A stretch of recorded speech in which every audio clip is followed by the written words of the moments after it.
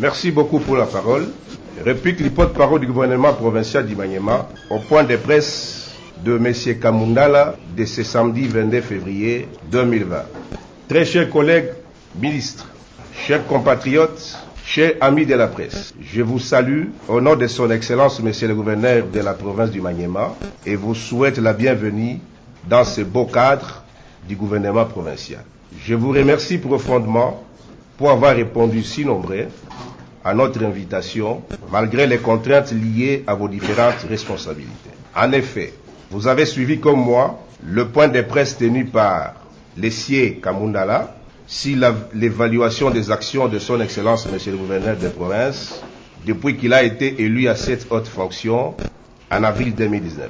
Après contestation et recours introduits par son challenger, plusieurs démêlés judiciaires sont intervenus. Ce qui a eu comme conséquence que son Excellence a pu commencer son mandat proprement dit qu'en mai 2019. À ce jour, son Excellence le gouverneur Moussafir Nkola Myoma Ogi, votre serviteur, totalise 9 mois à la tête de la province. Et nous pensons qu'il est très tôt de le juger et de présenter un bilan, à mon avis, subjectif. Quand son Excellence Moussafir Nkola Myoma Ogi prend les rênes de la province, aucun budget n'existait en 2018 et en 2019.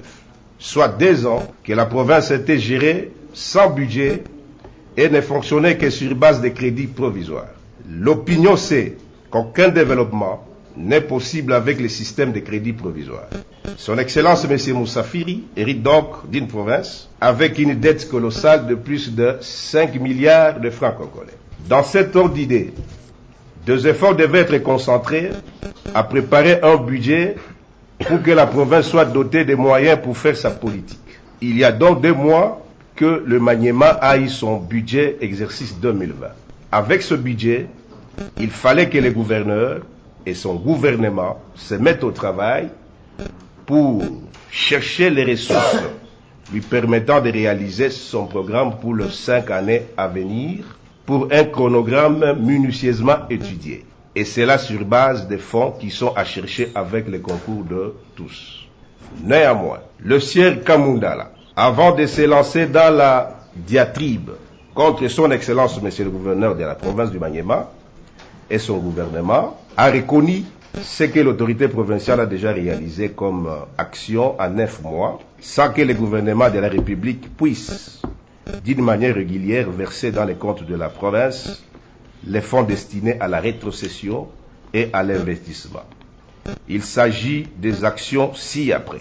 La réhabilitation de la route Misenge et la construction de 3 ponceaux. La construction de 2 pavillons du marché Mikelenge. L'électrification de l'hôpital général de Kindu.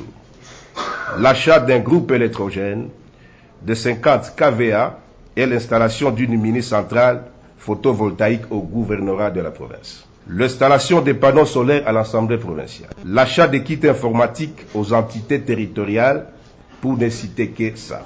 Mais curieusement, après avoir loué les actions de son Excellence Monsieur le gouverneur et de son gouvernement, après seulement 9 mois de pouvoir, le sieur Kamundala, en mal de positionnement et instrumentalisé par quelques anciens gestionnaires truands des institutions provinciales qui ont mis la province en coupe réglée, a axé ses critiques sur les indices de détournement du gouverneur de province, à partir desquels il demande à celui-ci de démissionner de ses fonctions. Ces propos qui proviennent d'un juriste, avocat de son État, et qui, sans preuve plausible, tangible, va initier une pétition demandant aux élus provinciaux de déchoir un gouverneur de province élu, c'est vraiment là le signe de l'amateurisme et de l'inexpérience du sieur Kamundala, qui remet en cause son état et son statut d'avocat. Et qui doit comprendre que ce n'est pas en 9 mois qu'on évalue le bilan d'un gouverneur de province qui a élaboré son plan qui s'étend sur 5 ans. Revenons-en au point soulevé par le sieur Kamundala, dont le statut de leader de la société civile Force Vive est mis en cause par les membres de son propre mouvement associatif. S'agissant des routes, le gouverneur a entrepris plusieurs actions qui ont donné les résultats positifs. À ce jour, le directeur provincial de l'Office des routes de la Chopo venait d'être instruit par sa direction générale de faire un état de lieu du tronçon Kisangani-Ubundu en vue de commencer rapidement les travaux de réhabilitation de cette partie de la route qui est dans un état de délabrement avancé et qui cause un préjudice sans précédent à la province du Maniema. Pour les autres territoires, les projets de réhabilitation de différents tronçons ont été faits et remis à l'autorité provinciale. Votre gouvernement provincial est à la recherche de financements, tant au niveau national qu'à celui des partenaires extérieurs pour les débits effectifs de travaux. Le gouvernement provincial, à travers ce ministère du budget et de finances, fournit ainsi un grand effort pour l'encadrement des recettes locales afin de nous permettre de satisfaire certains projets locaux. Quant aux redevances minières, le sieur Kamundala a parlé encore une fois de plus sans preuve tangible. Néanmoins, il est à noter que les redevances minières sont perçues directement par les entités territoriales dans leurs comptes respectifs. Celles-ci ne transitent pas par la province.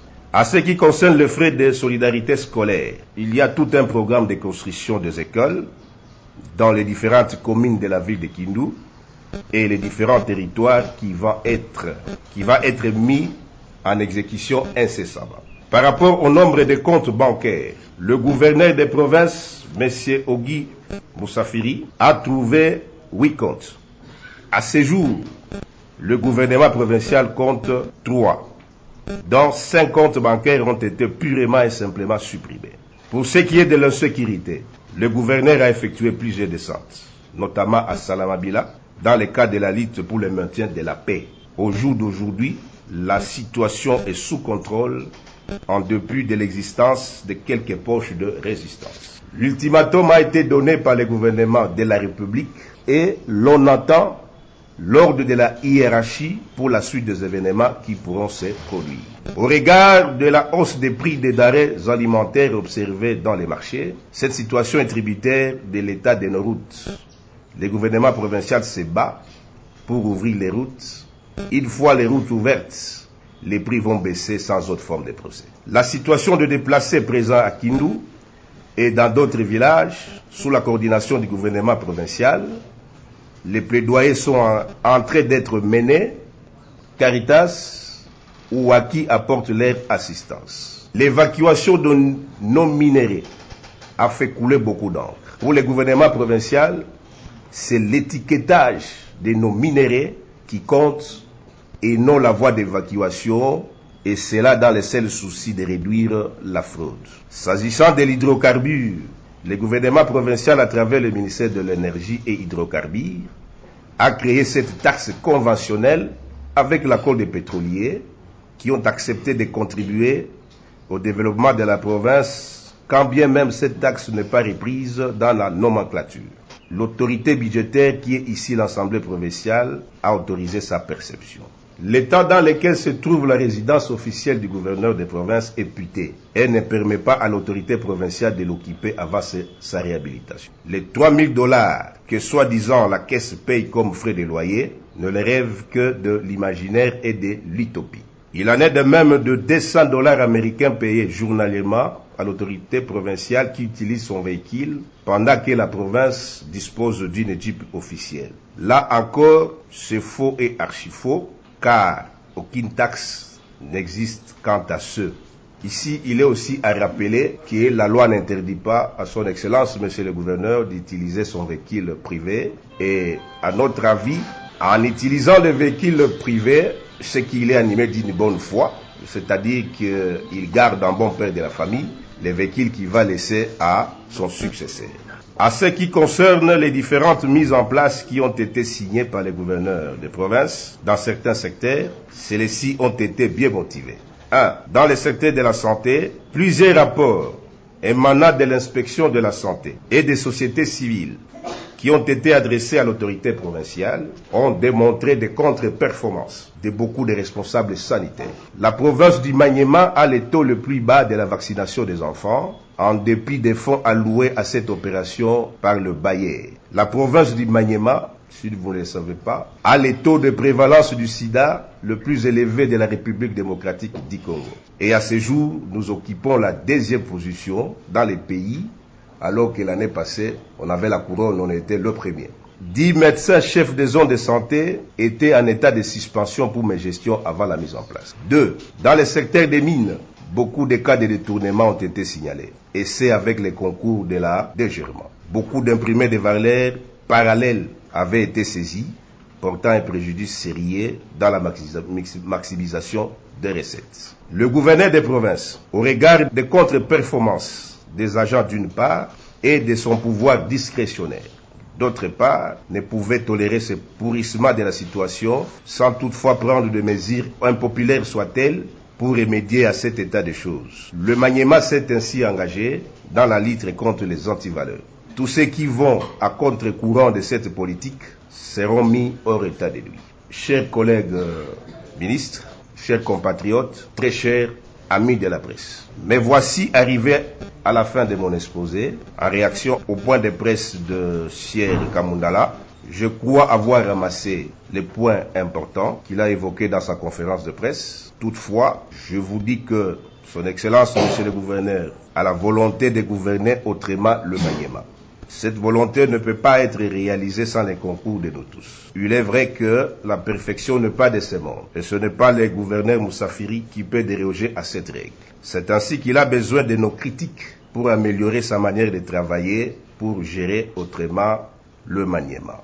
En conclusion, ce n'est vraiment pas par le fait que le sieur Kamundala a fait sa conférence de presse que le ciel est tombé sur la tête du gouvernement provincial. Ce n'est pas puisqu'il s'est agité dans son petit coin qui a fait trembler le gouvernement provincial, puisque nous avons la puissance, nous avons la force publique. Par conséquent, Kamundala va encore garder son mal à patience. Son Excellence, Monsieur le gouverneur Ogi Moussafili, n'a nullement l'intention de démissionner, et ce n'est pas ces agitations qui vont les pousser à démissionner. Je me mets à votre entière disposition pour d'éventuelles questions d'éclaircissement. Et au-delà de moi, s'il y a des questions qui dépassent mon domaine, mes collègues qui sont dans la salle peuvent donner l'une ou l'autre réponse. Je vous remercie. Kibo Selemani Baudouin, porte-parole du gouvernement.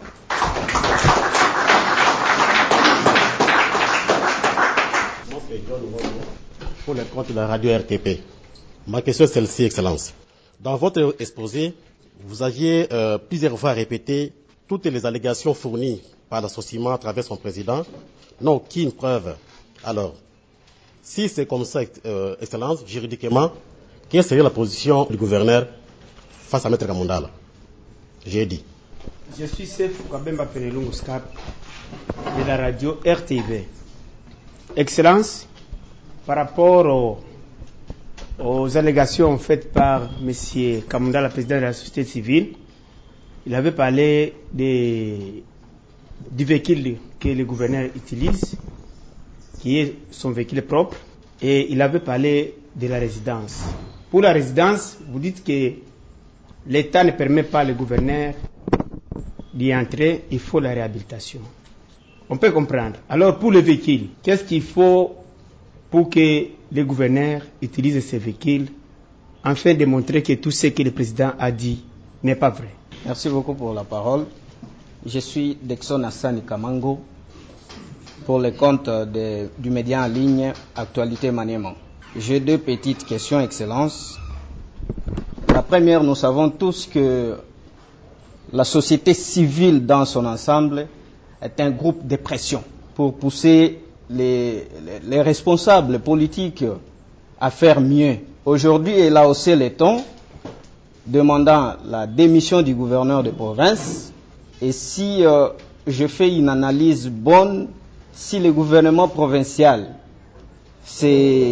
permet de répliquer, c'est-à-dire il a été touché quelque part. Et alors, nous savons tous que c'est un groupe de pression.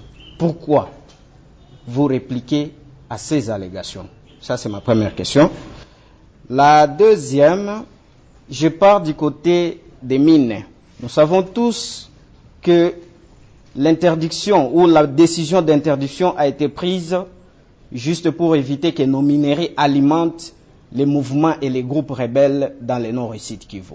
Aujourd'hui, le gouvernement provincial a pris une décision que nos minerais aillent encore du côté des nord et sud Kivu. Comme vous venez d'ailleurs de le dire, que seul l'étiquetage compte. La ligne d'évacuation ne compte pas. Ne craignez-vous pas que nous puissions retomber encore de nouveau à des choses qui ont été interdites par le gouvernement central, notamment l'alimentation des groupes rebelles par nos minéraux. Merci. Patrick Kamombo, éditeur du journal Le Soula. Le gouvernement Moussafi lutte contre les antivaleurs. Parmi les antivaleurs, on trouve le détournement des deniers publics dans les services sanitaires et miniers.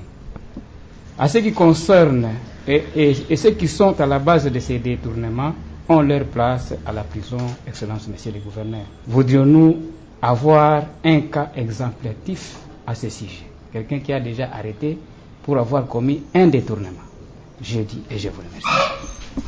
Nous avions fini avec cette première série de questions.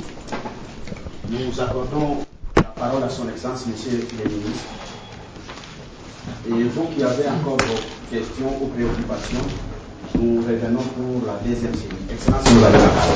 Oui, concernant la première question, nous continuons à confirmer que les allégations du sieur Kamundala n'ont aucune preuve tangible et irréfutable. Et ici, nous disons, il appartient à la partie qui accuse, selon les principes de base du droit, d'amener des preuves. Nous avons répliqué, puisque nous avons estimé que nous nous sommes retrouvés devant des allégations mensongères. Donc ici, il ne nous appartient pas à nous, la partie accusée, d'apporter des preuves. Donc il appartient à M. Kamundala de nous apporter des preuves de ce qu'il lui dit. Nous, on ne peut pas aller vers lui pour commencer à lui demander des preuves. On attend qu'il puisse nous apporter des preuves. Et comme j'ai dit, nous agissons ici comme un gouvernement responsable.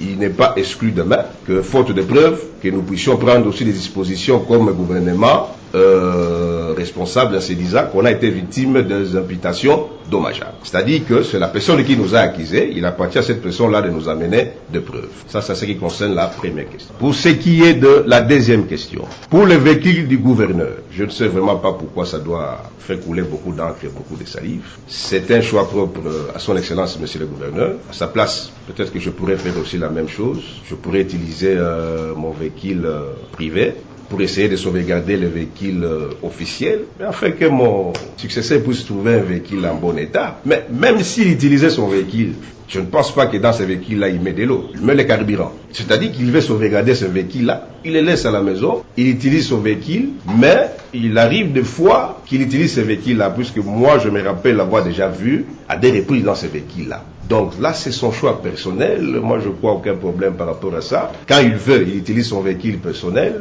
D'autres fois, je l'ai vu, moi, à des reprises avec ce véhicule-là officiel. Bon, peut-être que la personne qui a posé la question n'a jamais eu l'occasion de le voir avec le véhicule officiel, mais il y a des fois qu'il l'utilise aussi. Quant à la question de mon ami Dexon, nous disons que nous reconnaissions à la société civile toute sa valeur d'être, toutes ses missions. Que nous ne sommes pas là, comme pouvoir public, à jouer au chat et à la souris avec la société civile. Mais lorsque nous nous rendons quand même compte qu'il y a des allégations mensongères, ben nous avons tout un ministère chargé de la communication. On n'a pas répliqué pour qu'il puisse y avoir ces jets-là des chats et de la souris. C'était pour recadrer les choses. C'était pour qu'on puisse dire certaines vérités, pour que l'opinion publique soit fixée et que l'opinion publique puisse se rendre compte que le sieur Kamundala est parti vraiment hors du sujet. Voilà pourquoi on a décidé de répliquer pour essayer de faire voir à l'opinion publique, à la population de toute la province du Maniema, de quel côté se situe la vérité, et de faire ressortir les motivations qui ont poussé M. Kamundala à faire ces allégations-là mensongères. Vous savez, monsieur le journaliste, c'est bien beau de critiquer les autres. Avant de critiquer les autres, même toi-même, avant de dire que la parcelle de ton voisin est sale, il faut d'abord commencer à balayer devant ta parcelle. Si déjà, dans cette société civile-là, on te conteste comme leader, tu n'es pas le leader de tout le monde. Il y a M. John qui est de l'autre côté, toi tu es de l'autre côté, et puis tu essayes de propager ce que moi j'appelle faux bruit. Il est de la responsabilité d'un gouvernement responsable, si on veut être responsable, de répliquer pour recadrer les choses. Donc, je me résume en disant, si on a répliqué, ce n'est pas pour jouer au chat et à la souris avec M. Kamundala, c'est pour recadrer les choses et dire la population, dire la vérité à notre population. Concernant la quatrième question, oui, je sais que nous sommes tous trop fiers de notre province d'Ibagnema. Oui, je sais que ça nous fait mal quand on apprend que le minerai, au lieu de passer par le voie tracé par notre province, passe par le Nord Kivu et le Sud Kivu. Ici, comme j'ai dit dans mon exposé, vous ne devez pas vous faire trop de soucis. Peut-être que vous ne le savez pas, vous aurez l'occasion de découvrir. Vous avez affaire à un gouvernement de responsables. Et je crois que ce qui nous intéresse, nous ici, comme j'ai dit, c'est la traçabilité de ce minerai-là. Aussi longtemps qu'il n'y a pas une route qui relie Lubuntu à Kindu pour évacuer ces minéraux-là pareil jusqu'au Katanga. Bon, que voulez-vous que nous puissions faire? Mais rassurez-vous, nous suivons. Même si ça passe par le Nord Kivu, le Sud Kivu, ce sont des minéraux qui ne sont pas récupérés par les troupes armées. Ces minéraux-là sont vraiment sécurisés, vous devez vous rassurer, et que les recettes nous reviennent. Et comme nous sommes en train de nous battre pour essayer de reconstruire nos routes, et c'est là qu'on va vous demander de nous juger, après nos 5 ans, je suis sûr que ces minéraux-là, ça ne passe pas par les Nord Kivu, les Sud Kivu par plaisir. Je suis sûr, vraiment la grande évidence, que ces minéraux-là vont passer par chez nous, et là, ça va satisfaire à ceux qui en doutent encore. Les antivalaires, oui, les antivalaires, nous les combattons. Ce n'est pas pour rien que vous apprenez chaque jour que son Excellence, Monsieur le Gouverneur, n'hésite pas à prendre des dispositions pour recadrer, pour suspendre, et chaque samedi, chaque dimanche, il descend lui-même sur le terrain pour essayer de voir ce qui se passe. Je sais que chez nous, quand les gens sont en prison, là, on se rend compte qu'on a arrêté ceux qui n'ont pas fait correctement leur travail. Mais je suis sûr qu'il y a un travail qui est en train de se faire à ce niveau-là. On n'envoie pas quelqu'un en prison du jour au lendemain. Il y a toute une procédure, il y a des démarches à faire. Même si tu es suspendu, même si tu es révoqué, il y a des recours. Il y a des recours administratifs, il y a des recours graciés, il y a toute une procédure qu'on doit suivre. Et je suis sûr, en le disant, qu'ici nous sommes encore au niveau des recours, au niveau de l'autorité qui avait pris la décision. Bon, c'est au-delà de ça qu'on pourra voir maintenant comment tel a fait ceci, tel a fait cela. Mais pour des cas avérés de détournement, je peux vous rassurer ici, comme je parle, que tous les fonctionnaires verraient, même le ministre, même n'importe qui, celui dont l'excellence aura des preuves qu'il a détourné, sa place est en prison. Ça, je vous garantis. Et je suis sûr que d'ici à la fin de son mandat ici, vous irez visiter certains responsables, peut-être qui sont avec nous ici en prison. Ça, je vous remercie. J'ai dit et je vous remercie.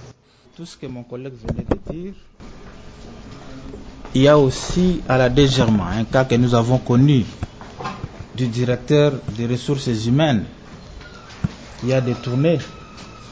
Vous n'êtes pas sans ignorer qu'il a été emprisonné et il a même fini par prendre poudre d'escampette. Il n'est plus ici. Il est déjà à Kisangani en fuite. Et au-delà de l'emprisonnement, parce qu'il n'y a pas seulement l'emprisonnement qui est considéré comme la sanction qui doit être appliquée à tout détourneur, il y a aussi la révocation comme sanction administrative, il y a la suspension, ainsi de suite. Dans le domaine de santé, je crois qu'on n'a pas fait arrêter les médecins qui ont été à la base de certains détournements, mais il faut vous rassurer qu'ils ont perdu leur emploi. Certains ne sont plus repris dans la mise en place qui a fait l'objet de beaucoup d'encre et de salive encore par le même concerné. Donc le gouvernement est là pour punir, soit d'une manière judiciaire, soit d'une manière administrative.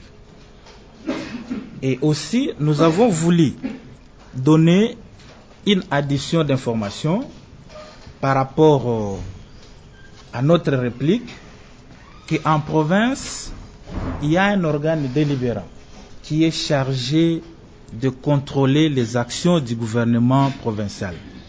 C'est l'Assemblée provinciale.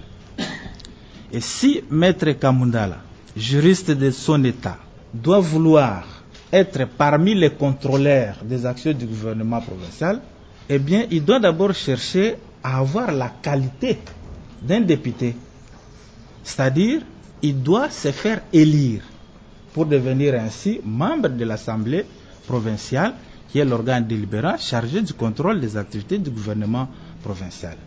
Mais s'il n'a pas encore cette qualité, comme société civile, comme il le prétend, il doit plutôt se rallier derrière le gouvernement provincial, accompagner le gouvernement provincial pour l'exécution de son programme. Mais s'il n'a pas encore qualité d'un député, nous pouvons considérer comme non-événement toutes les allégations qu'il a fournies contre le gouvernement provincial. J'ai dit. Dans le même ordre d'idée que mes deux prédécesseurs, les deux collègues, je tiens à ajouter d'autres informations supplémentaires. Je reviens à l'affaire du véhicule. Bon, les collègues l'avaient déjà dit, le véhicule officiel. J'estime que s'il faut débattre de l'utilisation du véhicule d'un gouverneur, ça me paraît cadabrantesque. Mais ce qu'il y a lieu de rappeler, c'est que le gouverneur des provinces n'a pas que l'unique véhicule officiel. Il en a plusieurs officiels. Le tout premier véhicule officiel, c'est celui qu'il a hérité du gouvernement sortant, la Fortunaire. Mais à côté de ça, il a d'autres véhicules officiels, issus de la dotation de l'actuel président de la République, son Excellence Félix Tshisekedi, qui lui a doté une Jeep, mais également l'ancien charroi automobile utilisé par le président sortant. Et tout ça, ça s'appelle des véhicules officiels. Et d'ailleurs, son Excellence, Monsieur le gouverneur des provinces, avait remis certains de ces véhicules officiels à l'armée. Vous voyez, parce que je pense que sinon Kamundala poserait également la question, pourquoi vous n'utilisez pas l'autre véhicule officiel? Pourquoi vous l'avez donné à l'armée? Mais ça serait trop ridicule. Et quand on a une panoplie de véhicules, là il se pose un problème d'arbitrage et des choix tels que les collègues l'avaient dit. C'est pour ça, son Excellence, Monsieur le gouverneur des provinces, utilise concomitamment et les véhicules officiels et les véhicules privés. Ça, logiquement, ça ne devait pas faire l'objet d'un débat, même d'une question. Et donc, à ce qui concerne les minéraux, j'ai suivi les journalistes qui a dit, si ça passe par le Nord Kivu, c'est pour alimenter les groupes armés. Ah, mais c'est très facile cette réduction. Mais ce qu'il faut noter, toutes les provinces de la République démocratique du Congo, il y a des groupes armés. Même si ça passe par les Katanga, il y a les Bakata Katanga qui existent là-bas. Mais si ça passe par la province, ex-province orientale, mais il y a aussi les groupes armés. Mais le débat, ce n'est pas celui-là. Parce que la destination finale de ces produits miniers, ce n'est pas ici à la République démocratique du Congo, c'est pour l'exportation. C'est pour ça que les collègues ont dit, l'essentiel, c'est l'étiquetage. Mais les voies d'évacuation l'emportent peu à ce qui concerne la résidence de son Excellence, Monsieur le gouverneur de province, la résidence officielle. Il y a lieu de rappeler dans cette salle qu'avant même que le gouverneur actuel n'arrive, une facture a été faite sur les coûts de réhabilitation de cette résidence. C'est plus de 700 000 $. Et cette étude est passée à la cellule de passation des marchés. Déjà, nous avons des problèmes de quelques milliers de dollars. Vous estimez que le gouvernement provincial actuel est à même de mobiliser 700 000 $ pour réhabiliter la résidence officielle? Peut-être les gens ont l'habitude de voir cette résidence à partir de dehors. Mais ça, c'est un héritage de l'époque belge. Parfois, la réhabilitation est beaucoup plus coûteuse que la construction. Et quand vous faites des arbitrages, je pense que le gouverneur de province, qui est le numéro 1 de cette province, il y doit abriter dans une maison qui lui donne la possibilité de réfléchir et de travailler calmement. Mais cette résidence-là, pour ceux qui voient des dedans, ne vous limitez pas à voir la cour, mais ça soigne partout. Quel est ce gouverneur-là qui doit habiter une résidence, quand il plaît, il se met debout? Ça paraît extraordinaire, ça ne peut être peut-être valable ici, mais je ne pense pas que ce soit le cas. À ce qui concerne la multiplicité des comptes, non, personnellement, je suis surpris d'attendre de cette voie-là. Il y a lieu de noter que l'actuel gouverneur des provinces a fait de la gestion des finances publiques une affaire transparente. Et en voici pour l'illustration. Le gouverneur Moussa Firi n'a aucune signature dans toutes ces banques. Il s'est abstenu d'avoir le droit de retirer les fonds dans les banques. Il a délégué le pouvoir à son ministre des Finances et au ministre des Budgets. Les seules personnes, les seuls ministres habilités à signer les chèques et à sortir les fonds. Comment va-t-il gérer les 18 comptes qui existeraient de manière imaginaire pendant qu'il n'a pas les droits de signature dans des banques? Et là, je confirme avec force, il s'agit des allégations sans fondement juridique. Voilà les ajouts que je voulais donner. Merci. D'abord, nous remercions Son Excellence pour l'exposé. Nous voulons d'abord, en premier lieu, dire que quand on fait beaucoup de commentaires, on risque de nous perdre. Et nous pouvons perdre même les questions que nous avons. Donc c'était pour dire que même les modérateurs pouvaient demander à ce qu'on puisse attendre afin, après les questions, on pouvait... Allez tout droit. Ok. Ma toute première question, c'est dire que l'Excellence a dit que Kamundala de la société civile est mise en doute par sa propre structure. L'Excellence a des preuves. Est-ce qu'il y a des plaintes ou bien il y a des lamentations? Nous voulons en savoir, puisque nous ne pouvons pas utiliser les déclarations d'une personne qui n'est pas attitrée et qui n'est pas officielle. La deuxième question, Excellence, vous dites que le gouverneur de province a la volonté de gouverner et de gérer cette province autrement. Nous voulons savoir par quelle sorte de mode de gestion ou bien par quelle politique particulière par rapport à ses prédécesseurs.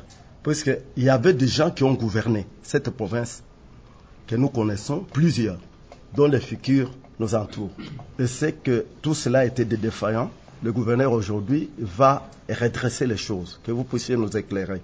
Ma troisième question, quelque part, vous avez parlé des médecins, 10 médecins qui sont suspendus et dont on devait remplacer.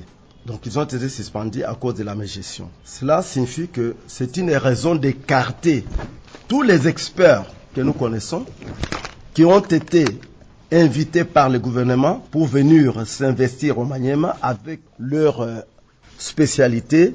Donc par exemple, nous avons trouvé qu'il y a, selon la société civile, dit que les experts comme, je peux citer, il y a les médecins comme Boulaboula, il y a comme Shindanu, qui est pédiatre, il y a comme Manga, et l'autre Manga, et les autres.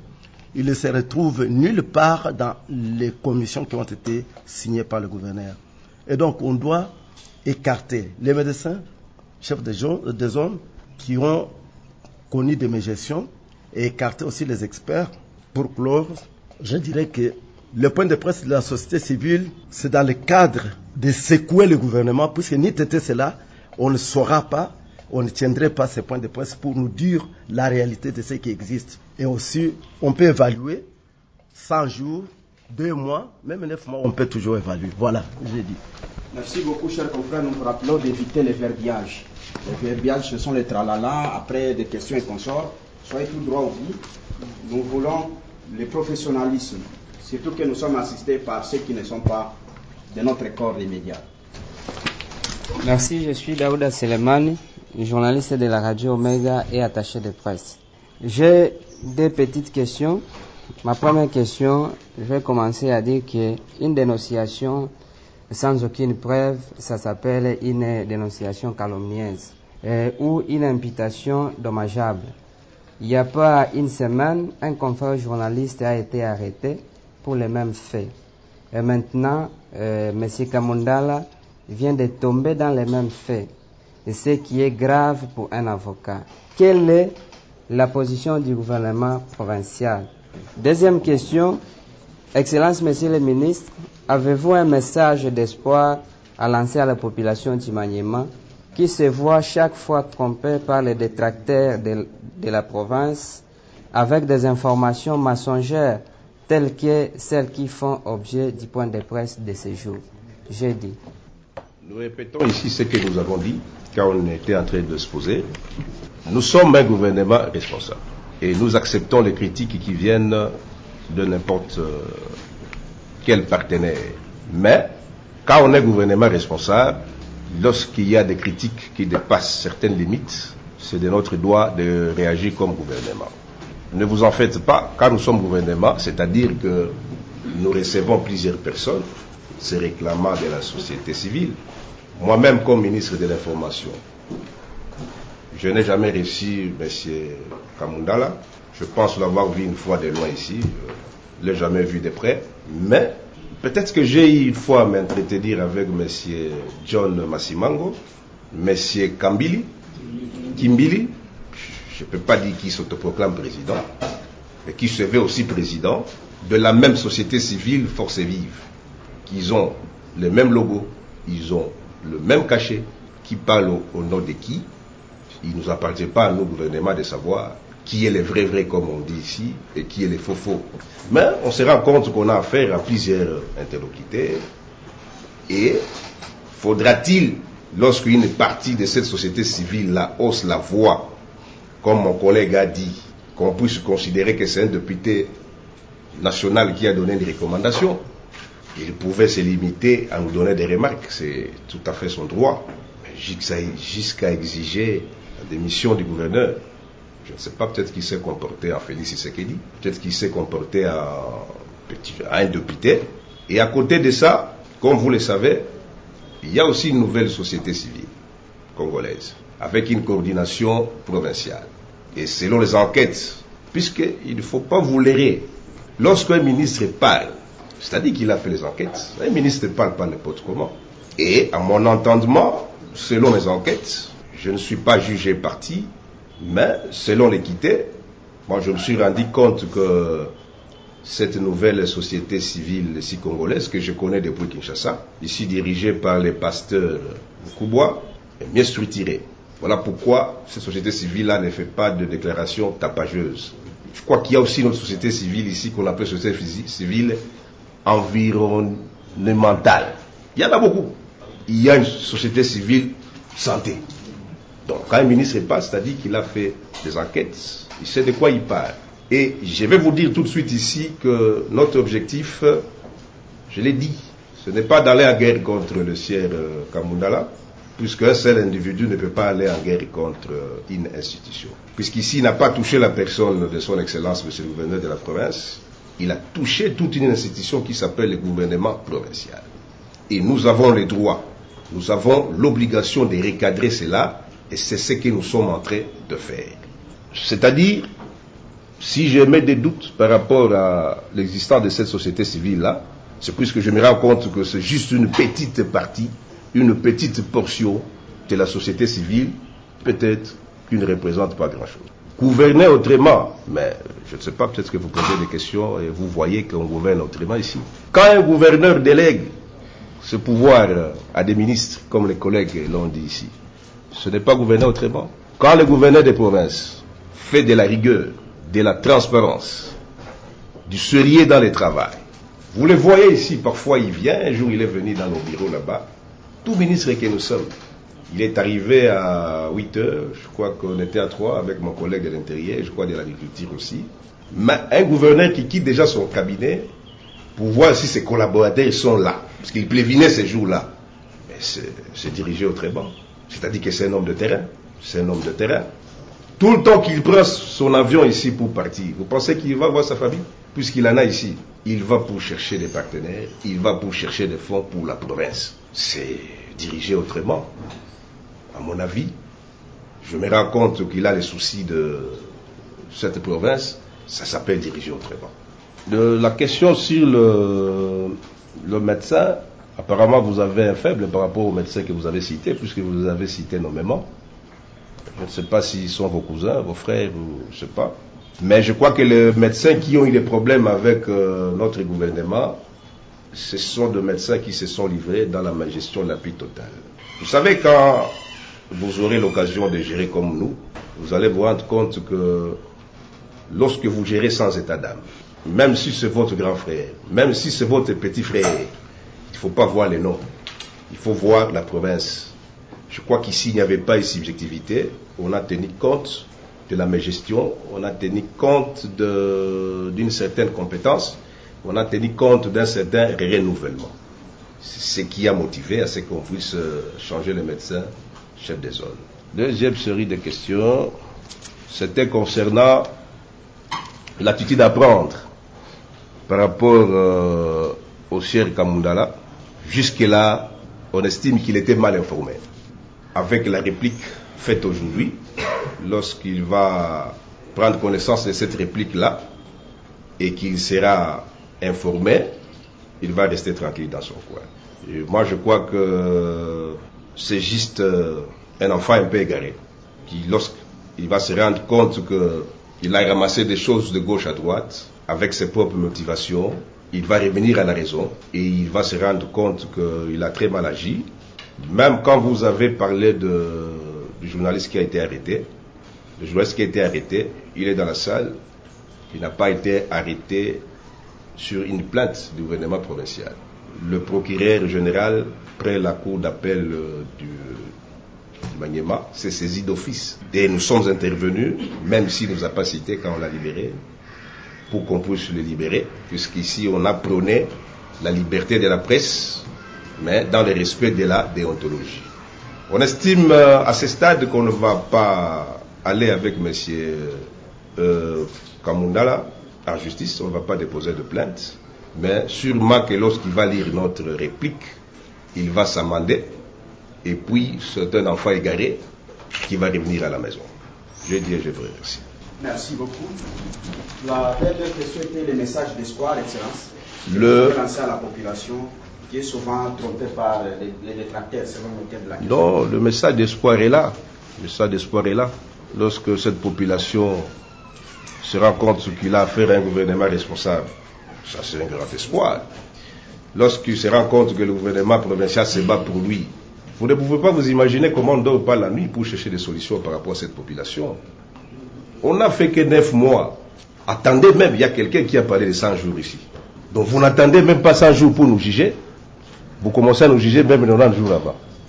Les messages que nous lançons à la population, à toute la population du Maniema, cette population doit savoir qu'elle a un gouvernement responsable, qui cherche chaque jour des solutions, comment désenclaver la province, comment faire que nos marchés soient abondés de biens de consommation de première nécessité, comment nos enfants peuvent étudier dans de bonnes conditions, comment le Maniema peut se réveiller et le Maniema, parler du Maniema comme on peut parler du Lualaba, on peut parler du Haut-Katanga. Bref, on demande à la population de nous faire confiance et de nous attendre et de nous juger par rapport à nos actes au-delà de 2 ans. Je dis. Merci beaucoup, Son Excellence Yadi. Madame le ministre de la Presse, sans toutefois restreindre votre droit conformément à notre loi de 96 sur la liberté de la presse, nous osons croire que l'agenda de Son Excellence Monsieur le ministre est très chargé avec ses collègues ici. Vous vous souviendrez qu'il y a le ministre de l'Intérieur qui est ici, c'est la sécurité. Il y a le ministre des Finances, du budget et lui-même des travaux publics. C'est tout un gouvernement que vous prenez ici. Les restes de vos préoccupations, vous les trouverez au ministère ou dans votre service de communication du cabinet du gouverneur.